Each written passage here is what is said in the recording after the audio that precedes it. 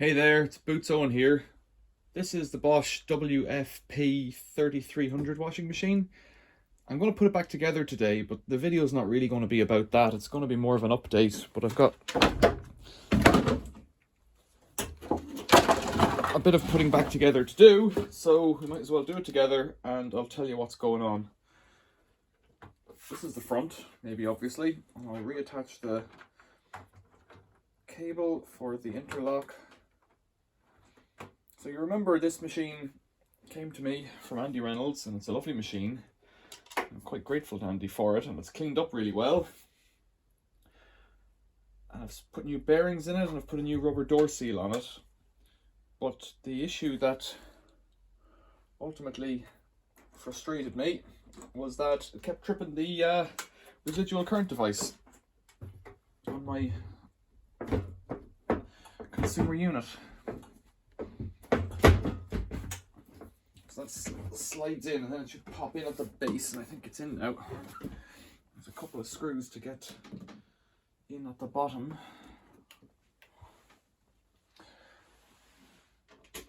And that frustrated me because the old consumer unit then was just jolly well kicking away every time I plugged the thing in almost. And that shouldn't be. And that's the sign of a really big fault, but I didn't make a big fault, I don't think. So I disconnected the earth, and the machine ran fine. I was faffing around with it, thinking, what have I done wrong here? I thought, well, I'll try these cables on their own. I took the mains cable, the old mains cable from it.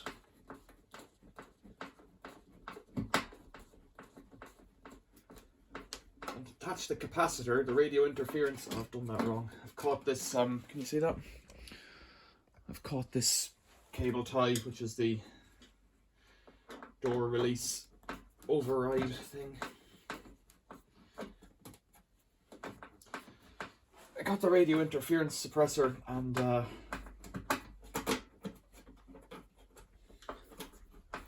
just plugged it in with nothing coming out of it, and it failed on its own. It tripped the RCD. What am I stuck on here? I don't know. Let's pull this off again. It's getting caught. I can't see what. There we go.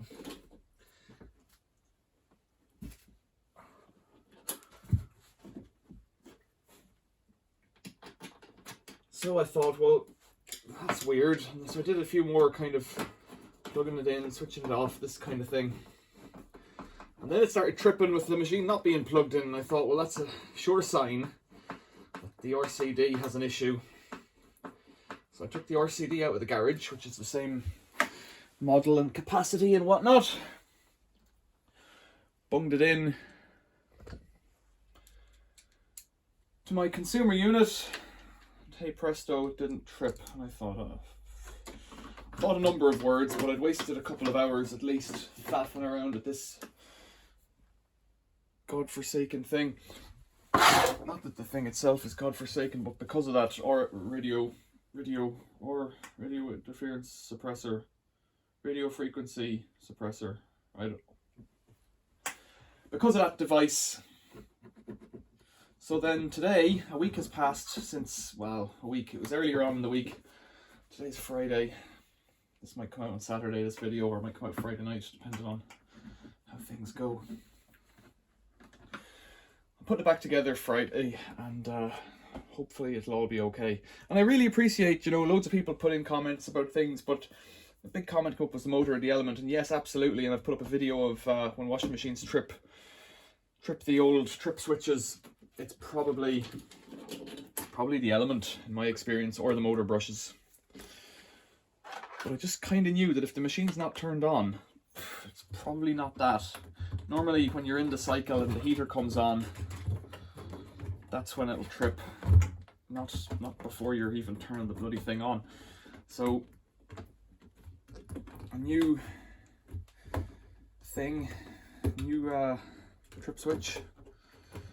And I learned a bit about trip switches in that process. So the one I had on the fuse board. Turns out it was one of the cheapest ones you could get. That was a reflection on my life 7 or 8 years ago when I had that fuse board fitted. It was also a type AO maybe, or some name like that, and I've replaced with a type A, which is meant to be, in inverted commas, better. And I don't understand some things. I understand how to fit things and replace things and do fault finding, but I'd love to know a bit more about electricity. I'll get there. I learn bit by bit, like any of these things. So I'll put this back together today. I'll see if it'll work. If it does work, it'll be okay. So that's the update on this machine, and you'll follow me through putting it back together. It's the door seal, and put that there, and then get a screwdriver, a little one, like this.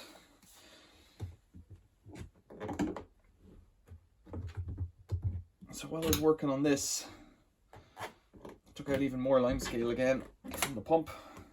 I guess so. Oh dear, come on, get back here. It's just gonna start messing with me. Is that seated right? Looks okay. More lime scale out of the pump. Now I put that aside to show you, I think, in a tray somewhere safe, just because I thought it was fun. Look at that, like, that's the inside of a pipe, the pipe that goes from the machine to the waste pump, and it's really like layers of lime. Really cool. I thought it was interesting. So I'll show you what's come out so far from this machine. This bucket, you've seen it before, it's full of lime. I'll add in that little bit. It's full of lime. And that's not all the lime out of the machine, obviously, because there'll still be bits in it. It's the vast majority, I hope.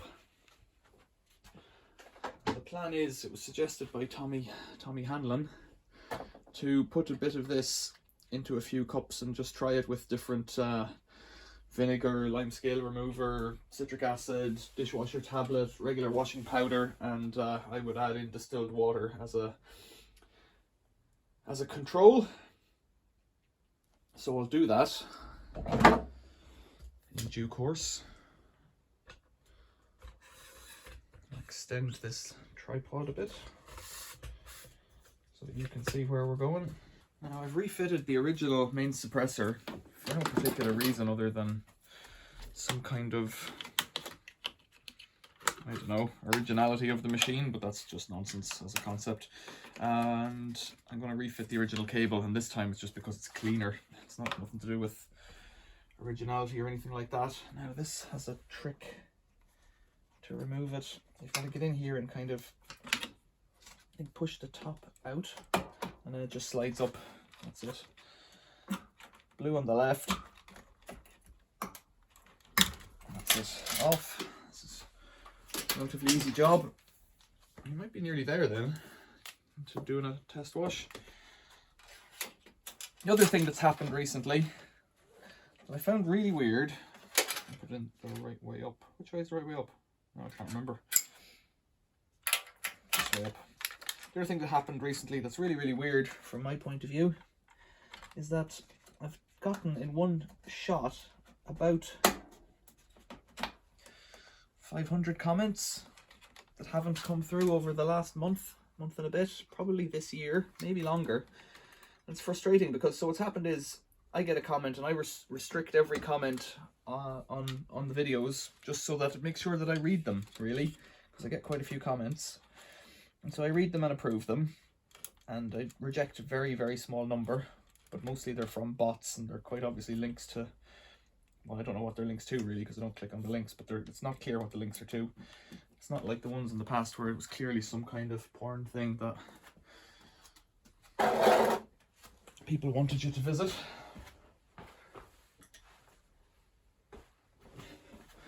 So I read all the comments, but the comments that were coming through, so I would reply, and then somebody would send me a second comment in a thread, or somebody else would send a second comment in a thread to a first comment that had been approved. and the second comments weren't getting to me for approval, and so were never appearing. And so the dialogue that went with YouTube comments wasn't there, and in some ways it made it look like I wasn't responding to things. Some people had some good questions or good observations, and I missed them because I couldn't see them, which was really frustrating. Let's attempt to plug this in again. Should be ready for another go. I'll plug out that one. Plug this one in. So I couldn't see the comments, and from my point of view, it appears just plain rude. The issue is there's so many comments that I can't find them because they're in previously published videos. It's not like it's on today's video. To go back and find them is quite complicated. And like really complicated, because you've got to go back through thousands of comments and try and remember what it was you're looking for. So I haven't responded to all of them, but I've put them up there. So if you think you've asked me a question that I haven't responded to, I'm sorry. And send it again, because it seems to be working now. It happened a few summers ago, something similar, but it was only about 30 comments that time. Power's off, plug it in, power's on. It's not tripping the fuse, tripping the RCD. So that was my comments observation, which was really annoying. It took me quite a while to clear the backlog. Now I'm expecting there to be a bit more lime coming out of this machine when I do a test on it, so I'll put that in there and we'll just give it a rinse maybe. So close that door. It's hard to close because it's got a new door seal, so that's good, I guess. And then what? Over here, it's connected to my washing machine hose thingies. Let's turn them on. They're on, and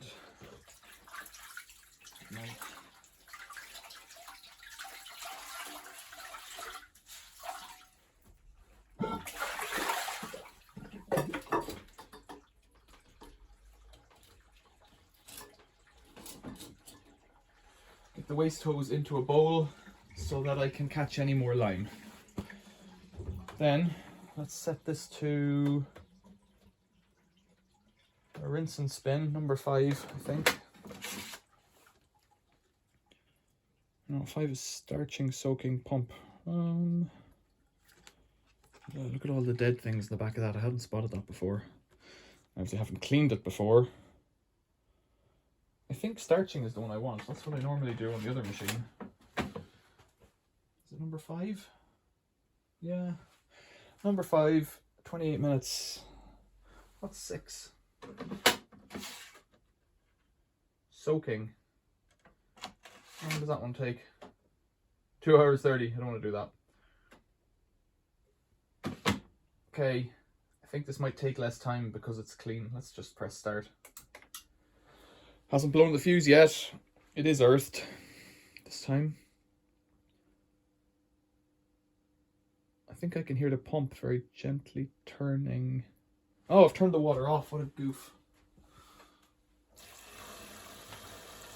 I wasn't turning it on at the valves, I was turning it off. So, 28 minutes, it'll take on some water. And it'll do its thing, and I might just chop this to come back at the end. It only does an 800 spin because it's in under the Easy Care or Delicates part of the programs. So that was this machine's update. Update on comments. And the other thing was, I was making a toasted sandwich yesterday, and I've put up a short of this already. So maybe it's not a short, maybe it's just a short video. Toasted sandwich maker went on fire. I was spurting out, my sandwich was inside and it was spurting out flames, and I couldn't find my phone to take a video. It was in the other room, so I ran out, left it plugged in, ran out with the flames coming out of it to get it, and I just had a load of smoke and then just one flash of flame, and I thought I better turn this off because it was doing different things to before. It was just throwing out flames before. And ultimately what happened was, in the hinge between the top and the bottom plates of the sandwich maker, the cables over 20 years had degraded and were contacting and arcing. When I tried to plug it in again outside to give it a fiery send off, nothing happened and it tripped the switch. The new circuit breaker not circuit breaker, residual current device in the house, which indicated that the cables were touching. So I took it apart on the bench and thought, I think I can fix this. And I was really pleased. Late last night I made a repair on a toasted sandwich maker that owes me nothing. And I thought about it and I was trying to do the equation in my head. I spent no time wrecking it because it just was making my lunch.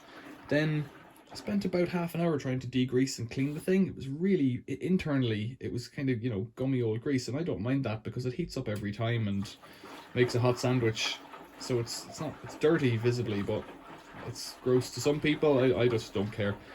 You give it a wipe down every time, but there was quite a lot of grease underneath inside from the steam off cheese, I guess. Oily steam off cheese. This is working, this washing machine here, which is excellent. So I degreased the thing. I probably spent 20 minutes, half an hour at that, then put the parts beside the range to heat up, warm up, drive off any moisture that might have gotten in around the element and that. Did that. It cleaned up okay, but like it's been stained anyways from heat. The plastic had gone yellow from heat around the edges and that. Brought it out to the garage and took some parts I'd saved from an electric indoor convector heater, some wires. I really only need one spade connector and one piece of wire cut in half, and I was able, and then one crimp connector, two crimp connectors and one piece of wire, and I was able to repair it, and then it worked. And I was at the end of that video. I'll put it up maybe in the next few days. I was really pleased with that. Really pleased, because like a lot of times I fix things and I don't need 4 washing machines.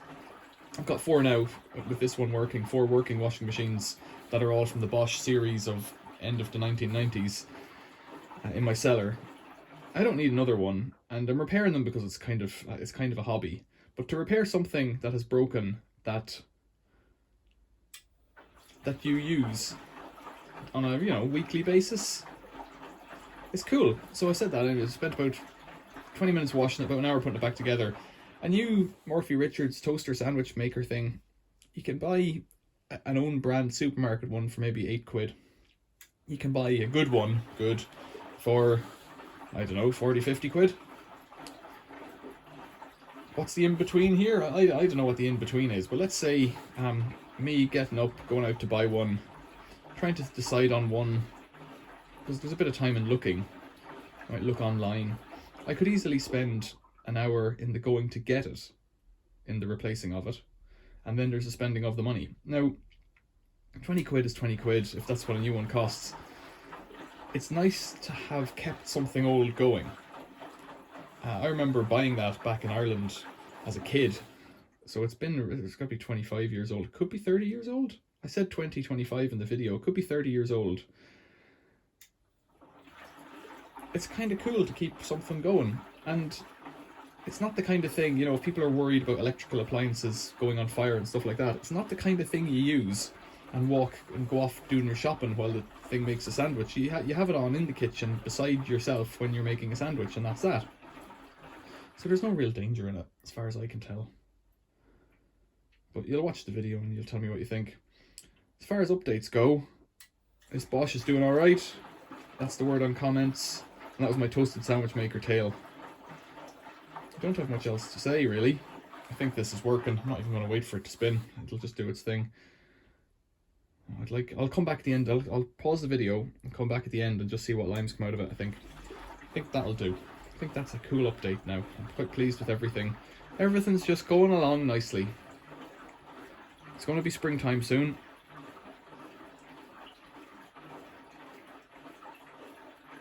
I'll come back in a few minutes.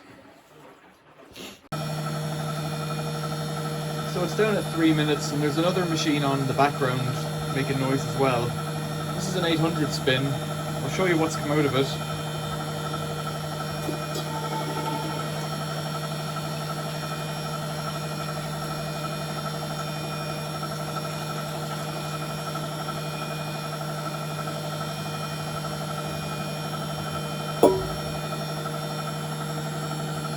That's the little bit of lime there that's come out.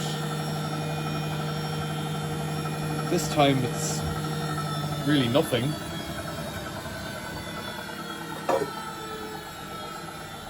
compared to previously, it's really nothing in terms of lime. I did wipe it all out again when I was in there again, or not when I was in there again, before I put it all back together. I gave it another clean. I have yet to edit a big video of the whole process, but I'll do that. There's another washing machine on in the background doing another wash. So it looks like this machine is happy enough again. It all seems to be working. The door seal seems to be holding compared to the old one that leaked. I don't know what else there is to do. I might do another citric acid kind of wash in it, a 90-degree regular citric acid wash with a couple of rags to throw the water around a bit. Other than that, I think it's pretty much ready to go into service. It could have another bit of a wipe down, and I've got to put the rest of it back together, and I will. But I'm pretty pleased with that. That's pretty good. So, there's the update. Questions or comments, as usual. Thanks for watching. See you next time.